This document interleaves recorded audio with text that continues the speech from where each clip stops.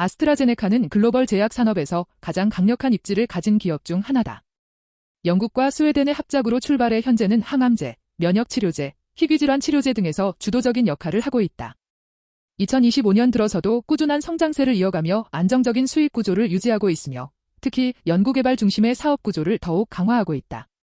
회사는 2030년까지 매출 800억 달러 달성을 목표로 설정하고 이를 위해 핵심 치료 분야에서 신약 파이프라인 확충에 집중하고 있다.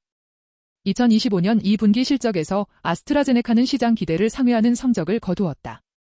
핵심 주당 순이익은 2.17로 예상을 웃돌았고 매출 역시 전년 대비 높은 한 자릿수 성장세를 기록했다. 이러한 실적은 항암제와 면역치료제의 안정적 수요가 견인한 결과로 분석된다. 회사는 올해 전체 매출 증가율을 고단일자리 수준으로 핵심 순이익 증가율은 저두자리 수준으로 제시하며 신중한 가이던스를 유지했다. 다만 외환 변동에 따른 영향이 일부 실적의 부담으로 작용할 가능성이 언급되었다. 실적을 종합적으로 평가하면 단기적으로는 긍정적인 흐름이지만 향후 성장폭은 다소 보수적인 방향으로 전망된다.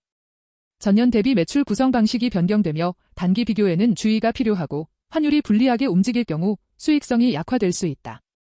다만 항암제 파이프라인의 3상 임상시험에서 다수의 긍정적인 결과가 확인되면서 중장기 성장 기반은 여전히 견고하다.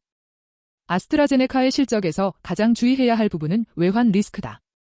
매출의 상당 부분이 달러 외 지역에서 발생하기 때문에 환율 변동이 직접적인 영향을 미친다.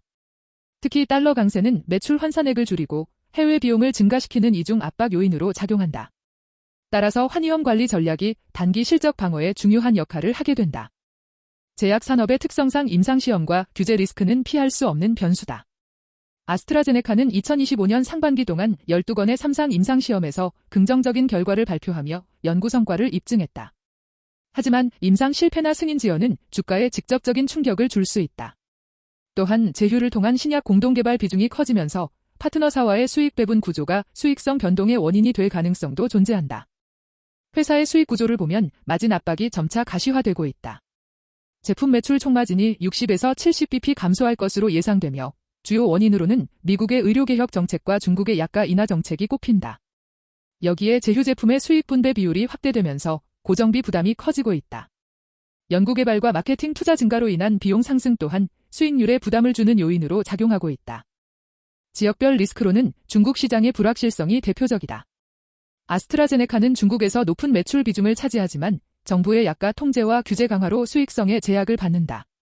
유럽 지역에서도 의료비 절감 정책이 이어지고 있어 안정적인 성장의 걸림돌이 될 수 있다. 반면 신흥국 시장은 성장 잠재력이 크지만 유통과 허가 시스템이 불안정하다는 점이 위험 요소로 남는다. 회사는 2030년까지 매출 800억 달러 달성을 목표로 제시하며 명확한 성장 로드맵을 구축하고 있다. 이를 실현하기 위해 항암제, 면역치료제, 심혈관계 치료제 등 핵심 파이프라인을 중심으로 임상 단계를 가속화하고 있다.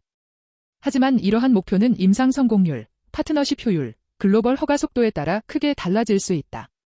따라서 시장의 기대치와 실제 실행력 간의 격차가 향후 주가 변동성을 결정할 가능성이 높다. 투자 관점에서 아스트라제네카는 안정성과 성장성을 동시에 갖춘 제약기업으로 평가된다. 신약 파이프라인이 지속적으로 확대되고 있으며 항암제 분야에서는 세계적 경쟁력을 유지하고 있다. 다만 제약 산업 특성상 미래 기대감이 이미 주가에 반영되어 있어 임상 실패나 규제 변수 발생 시 하락폭이 클 수 있다. 따라서 투자자는 외환, 마진, 임상 리스크를 면밀히 주시하면서 장기적인 성장성을 중심으로 접근하는 것이 유효하다.